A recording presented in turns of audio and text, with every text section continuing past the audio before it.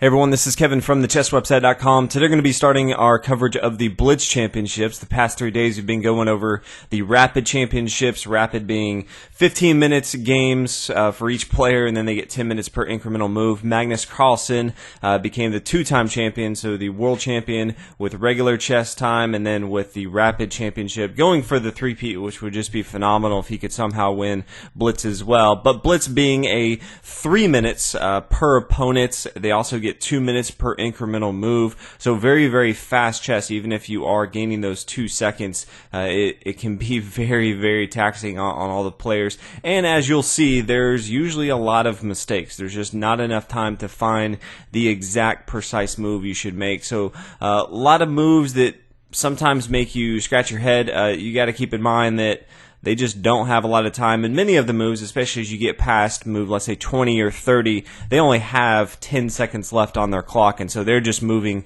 very, very rapid. The first game we're going to be going over today is Judith Polgar, Hungarian Grandmaster. She's a phenomenal player, sister of Susan Polgar, who is very, very respected in the United States. And her opponent's going to be a very young chess player, but a grandmaster from China, Yangyi. He is just 20 years old, but a phenomenal chess player. Both of these players have played an extremely good Blitz tournament so far. So I thought it'd be good to actually watch them and see how they play in a fast chess setting.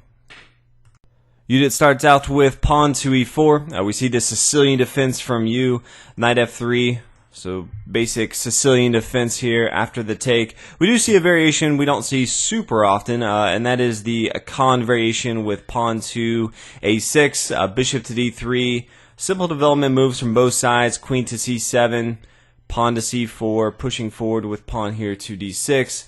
Knight c3, bishop e7, getting ready to castle on the king side, bishop to e3, pawn to b6. Again, all these moves that we're going over, both sides have possibilities of doing different things. So in this case, you could castle on the king side first. He could play knight to d7. So there's no incorrect moves, especially early on in a blitz style format. You usually just want to develop your pieces, try to control the center of the board, not give up too much time, because you know that going into the middle game and the end game you're going to need to do a lot of thinking. So usually you don't see any crazy lines early on into the game. It's going to be just very, very simple development. So pawn to b6, rook to c1, again very basic stuff. Rooks controlling the long files, that's usually where you want to put your rooks.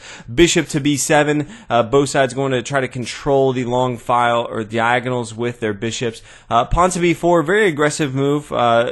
Both sides definitely want to have a win coming out of this. They're kind of at that point in the tournament where they can actually seed pretty high. And if you're not familiar with kind of the format, it's you play a match and then the top players, they play, and then whoever's the top two, they're playing each other, and so you're kind of always moving to the top. You're not just seated with random players on the board. So these players really trying to move their way up in this format. We see castling on the king side, pawn pushing forward to f5, and this is probably the first interesting part in this particular match, because you plays it an interesting move, probably somewhat of a mistake if you kind of run it through chess engines. They kind of give a head scratcher, and he plays queen here to c8, which very quickly looks like it's okay. You want to add another defender to the square here on e6, because white has the pawn here on f5, it has the knight here on d4, both attacking, but if the pawn takes, the queen's not going to recapture.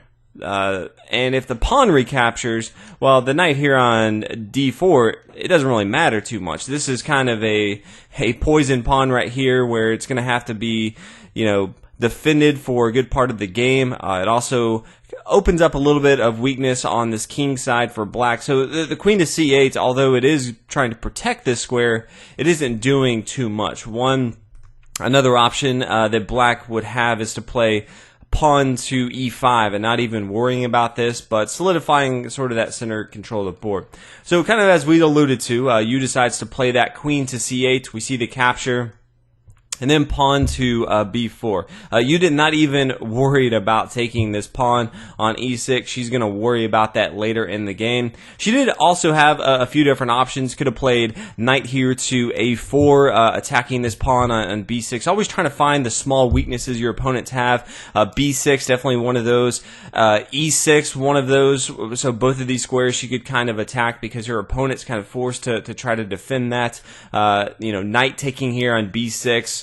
Forking both this rook and this queen here on c8. Could potentially come back here, play bishop to d8. You always want to have your opponent in a defensive position. You could now see pawn pushing forward to c5 after the take here. Pawn to b4. The pawn can't take with the knight. The queen would fall right here. So this is one option that Judith had in the particular game. She played pawn to b4, which again, as you're playing over the board, just pushing forward with your pawns, it is never really a bad thing.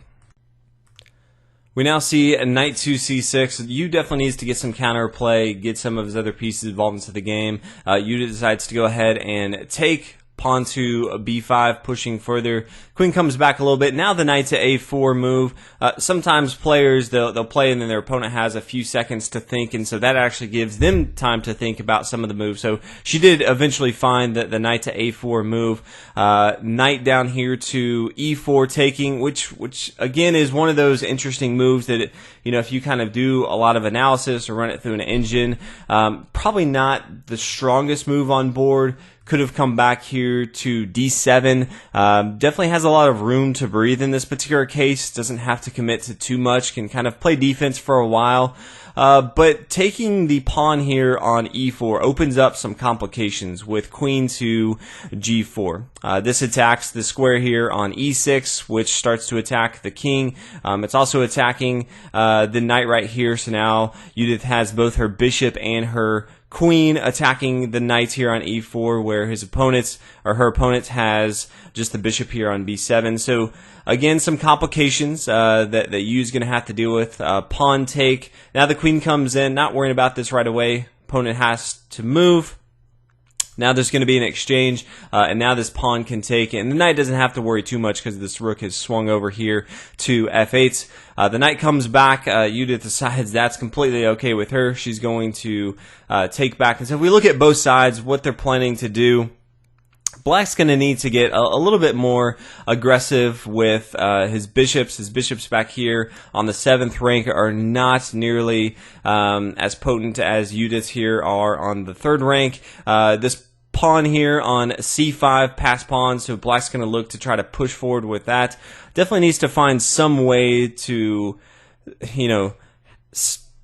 keep off an attack from white. We do have the bishop here on d3 attacking this square here on h7, which is a huge weakness, something that you can definitely try to attack right here. We do see the bishop here on b7 attacking this square, maybe getting this other bishop involved into the game, attacking the square here on h2 might make a lot of sense. But the queen here on c7 is pretty passive. The queen here on e6 is very aggressive. So although if we kind of look at it, both sides have equal material, white has a much more aggressive game, and so Yu's definitely going to have to find a way to dig deep, defend, and potentially get a draw, or if Judith slips up, capture the win. We now see the queen come back here to h3, eyeing down on that square that we talked about, h7, which is now being attacked by both Judith's bishop and her queen right here. Pawn to g6, trying to save a little bit. Does open up the door for a bishop to come into the game, attack this king right here. The pawn wouldn't be able to take because this rook is attacking this queen if the pawn moves, so that's something to keep in mind. Bishop taking here on g6 opens up the door for queen taking here on h7. So Black needs to find a way to protect this square in h7. The really only way to do that is to move this bishop. The two moves that make a lot of sense, one would be bishop here to f6. It opens up the door for this queen to defend the square on h7. And the other one is bishop here to d6. Unfortunately for you, he chose the wrong option. He chose bishop here to d6, and the reason that is a problem is Judith, in my opinion, found the deflection of the tournament by playing bishop here to d4. Now, if you study the game and you have an hour and a half like I did to go over every move, you'll be able to find this. But in a game where she only has 20 seconds left on the clock, for her to find this deflection move, I think is phenomenal and speaks to all the different things she can see on board. But this is so powerful. It's attacking the king right here. The pawn cannot take because the rook can swing up here and take here on c7. This is also important because that queen was protecting this pawn, and now it's going to be an easy checkmate for white to come on board. So you can see this is different than if the bishop came here to f6. No longer can Judith play that move right here. Now play could continue with the rook swing over here to d1. We could see bishop come back here to c8. White still is up, definitely more the aggressor, but black has more fighting chances in this particular game. So you did decide after the bishop takes here on g6 to come back here to d6. We see the deflection of the tournament in my mind. King here to g8. Queen coming involved into the action a little bit more aggression. Rook coming up, taking. Now the king comes to f8, and then we have checkmate here on e8. So, and again, we don't see checkmate that often, so it's always good to look at. I do want to go over another option if you're watching this game and you're like, why wouldn't the queen just take here on f7? We'll kind of go over that variation, what that might look like. So the queen could take here on d6. All of a sudden, white's up quite a bit of material. Could take this bishop here on d4, has a pass pawn. It's going to be very difficult to actually push that pass pawn. But now, rook up here to c7, attacking the queen, also threatening just queen here to d8. That's going to be very, very bad. Also attacking the bishop here. So after the queen moves, definitely needs to move. We could see rook here to e7, continuing the pressure. Queen to f8, queen to e6, check.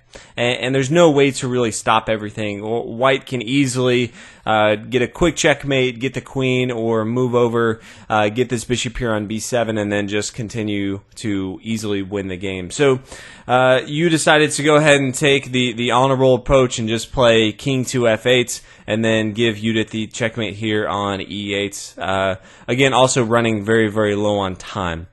So great performance by Judith Polgar. Both players playing extremely well again in this Blitz tournament. I really enjoy this. I think it's the closest we're going to get to watching grandmasters play like normal people, just because they do make some mistakes, but every now and then they will show a glimpse of brilliance as far as finding a great decoy move or deflection, but understanding the basics of finding outposts, controlling the center, pushing past pawns, getting your rooks to the open files, controlling the long diagonals with your bishop. So all those different things you can really see in this game because they're not even thinking about it. So hopefully you guys enjoyed this game, watching some Blitz matches. Some of the phenomenal players are going on, so we'll try to cover as many matches as possible. But hopefully you learned something, enjoyed, and I'll see you guys in the next video. Thanks for watching.